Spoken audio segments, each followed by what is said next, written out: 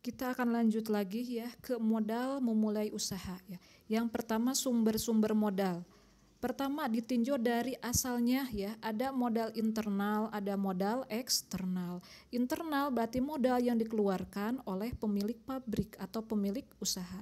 Kalau modal eksternal ada modal yang dikeluarkan atau berasal dari di luar pemiliknya, bisa dari investor, lain-lain.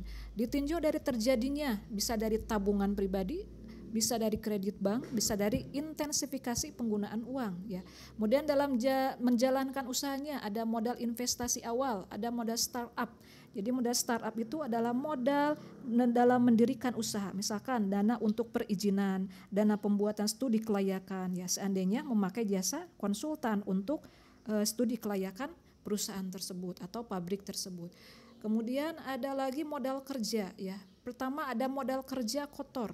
Nah, jadi bukan berarti kerja yang kotor-kotor atau yang haram-haram ya, tapi modal kerja yang dijumlahkan dengan yang lainnya, disebut juga dengan gross working capital. Nah, jumlah aktiva lancar terdiri dari kas, surat berharga, piutang, persediaan. Nah, ini biasanya untuk aktiva-aktiva lancarnya disatukan ya. Nah, ini ada modal kerja permanen, ada modal kerja temporer.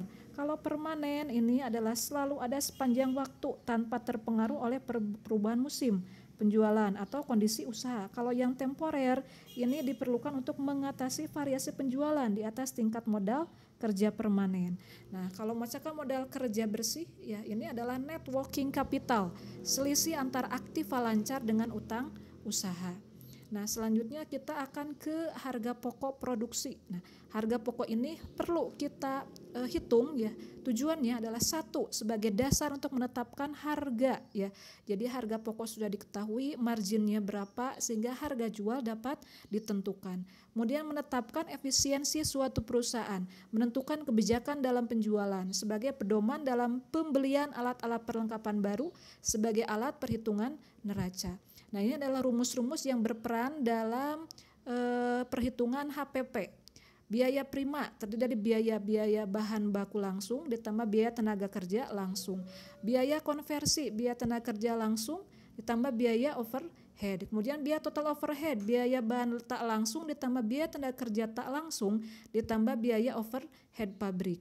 Kemudian ada biaya komersial, biaya pemasaran ditambah biaya administrasi umum. Oke, kita ke contoh soal. Nah, berikut informasi pada perusahaan farmasi PT Anugrah. Bahan bakunya 30 juta, bahan tak langsung 5 juta, upah langsungnya 25 juta. Upah tak langsungnya adalah 4,5 juta. Nah, biaya overhead ini adalah 10 juta, biaya iklan pemasarannya 15 juta, biaya administrasi umumnya adalah 5 juta. Nah, ini upah langsung dan tak langsung ya bisa dikatakan dengan biaya tenaga kerja langsung dan biaya tenaga kerja tak langsung. Nah, ini dari informasi di atas, hitunglah biaya prima, biaya konversi dan biaya overhead dan biaya komersialnya berapa. Nah, berarti kita masukkan rumus saja ya. Biaya prima ya. Tadi di antaranya adalah biaya bahan baku langsung ditambah biaya tenaga kerja langsung. Berarti lihat ke atas, 30 juta ditambah dengan 25 juta. Jadi totalnya ada 55 juta. Biaya konversi, biaya tenaga kerja langsung ditambah biaya overhead. Jadi 44,5 juta ditambah dengan 10 juta. Kemudian biaya total overhead, biaya tak langsung, biaya tenaga tak langsung dan biaya overhead pabrik. Lihat lagi ke atas dijumlahkan. Jadi cukup simpel, cukup mudah untuk perhitungannya. Terakhir, biaya komersial, biaya pemasaran tambah biaya administrasi yaitu 15 juta ditambah 5 juta adalah 20 juta. Jadi cukup simpel, hanya menambah-nambahkan. Yang penting kita harus selektif memilih-milih mana bahan baku, mana bahan tak langsung, mana upah langsung, mana upah tak langsung dan lain-lain. Harus teliti, walaupun penjumlahan tetap harus teliti atau selektif ya.